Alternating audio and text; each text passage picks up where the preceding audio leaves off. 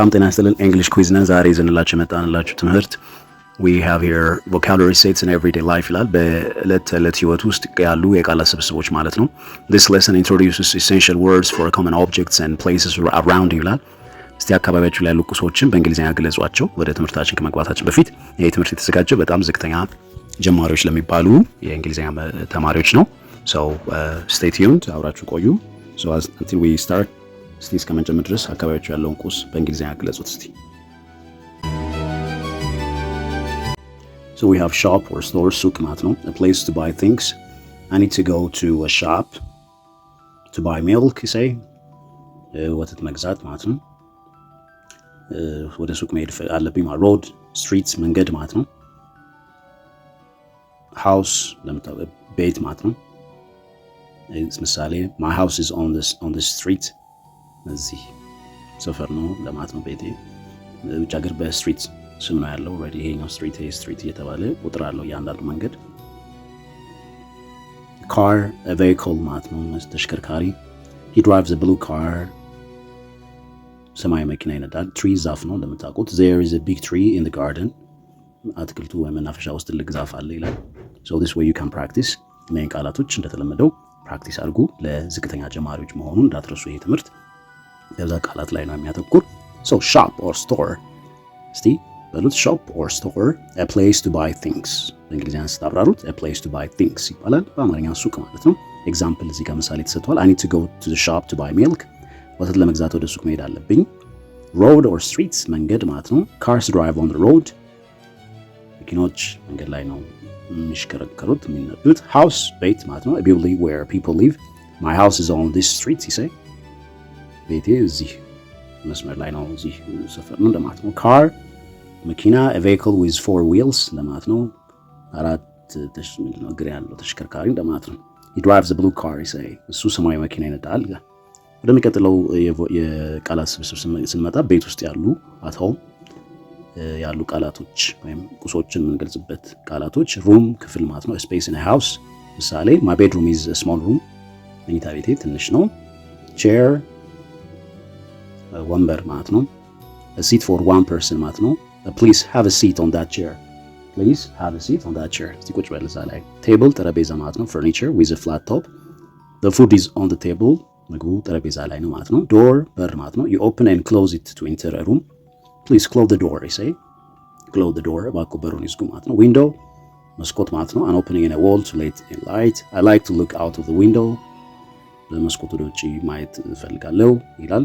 ሶ እያንዳንዱን ቃላቶች አሁንም ተለማመዱ። room chair table door window ድጋሚ room chair table door window እንግዲህ ቤት ውስጥ ያሉ ቁሶች ናቸው ማለት ነው። good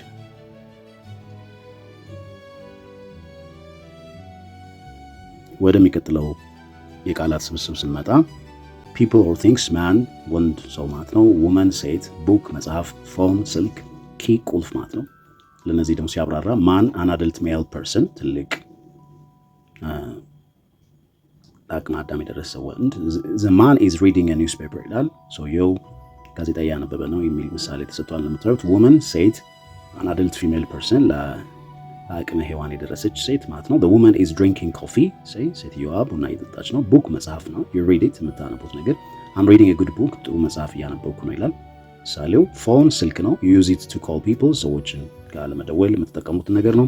ምሳሌ ስናይ my phone is new ስልክ አዲስ ነው ይላል። key ቁልፍ ማለት ነው። you use it to open a lock ቁልፍ ለመክፈት የምትጠቀሙት ነው። I can't find my key ይላል። ቁልፌ ማግኘት አልቻልኩም ይላል እዚህ ጋር። እያንዳንዱን እስከ ትርጉሙ እስከ ምሳሌው እያያችሁ ተለማመዱ። ፒኤም ከሰዓት እስከ ማታ 6 ሰዓት ድረስ ብለናል። ኤኤም ጠዋት ላይ ከሌሊቱ 7 ሰዓት እስከ ጠዋትን ጨምሮ እስከ 6 ሰዓት ቀኑ 6 ሰዓት ድረስ ኤኤም ይባላል። ጠዋትን ከሰዓት በኋላ በሙሉ ምሽቱን ጨምሮ ፒኤም ይባላል ማለት ነው። እስከ ሌሊቱ 6 ሰዓት ድረስ። ድሪንክ መጠጣት to consume a liquid ይላል። ፈሳሽ ነገር መጠቀም። I like to drink tea ይላል። ሻይ መጠጣት ወዳለው ማለት ነው። go መሄድ ማለት ነው። to move from one place to another I go to work by bus ወደ ስራ ነው መሄደው በአውቶቡስ ነው ይላል። see ማየት ይላል። to use your eyes I can see you ማየት እችላለሁ። say want መፈለግ ማለት to desire something I want a glass of water I say አንድ ብርጭቆ ውሃ እፈልጋለሁ ይላል። እያንዳንዱን ቃላቶች ከምሳሌዎቻቸው ጋር ተለማመዱ። we have ፈሊጣዊ አነጋገር idioms here lock stock and bottle ይላል including every single thing ከነሙሉ ንብረቱ እንደማለት ነው። So lock, stock and barrel ይላል። Example, they sold the house and moved out. Lock, stock and barrel. ቤቱ ሸጠው ከነሙሉ ንብረታቸው ወጡ ይላል እዚህ ጋር እንደምታዩት። So lock, stock and barrel ማለት including ሁሉም ነገር አንዲት ነገር ሳይቀር እንደማለት ነው። ፍሬዛል ቨርብ ጋር ስንመጣ ደግሞ look at ይላል to direct your eyes towards something ወደ አንድ ነገር ማየት ማለት ነው። ለምሳሌ look at that beautiful bird እችን ውብ ወፍ ያት ይላል። ሶ እነዚህን ፈሊጣዊ አነጋገርና ፍሬዛል ቨርብ ተለማመዱ። lock, stock and barrel እስቲ መጨረሻ ጊዜ ከነ ሁሉ ነገር ኦልሬዲ ያረጋችሁት ነገር ምን ነበር? እስቲ lock, stock and barrel አዛምዱ ይላል። match the word to its meaning ይላል። chair, shop, book, eat, go. so chair ከምን ጋር ነው ይዛመደው? a place to buy things ነው ወይስ you read this ነው or a seat for one person ይላል or to move to another place ነው or to consume food ነው። shop እንደዚሁ book, eat, go. so number 1 አንደኛ chair, number 2 ሁለተኛ shop, number 3 ሶስተኛ book, number 4 eat, number 5 አምስተኛ go።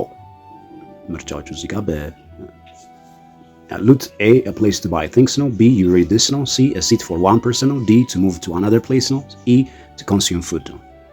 so check it out please. good.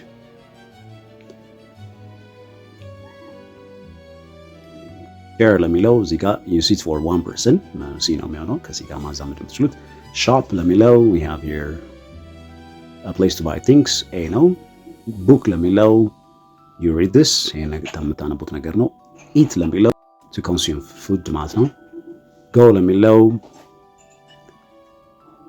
to move to another place ወደ ሌላ ቦታ መሄድ ማለት ነው። so this is it. thank you. that's all.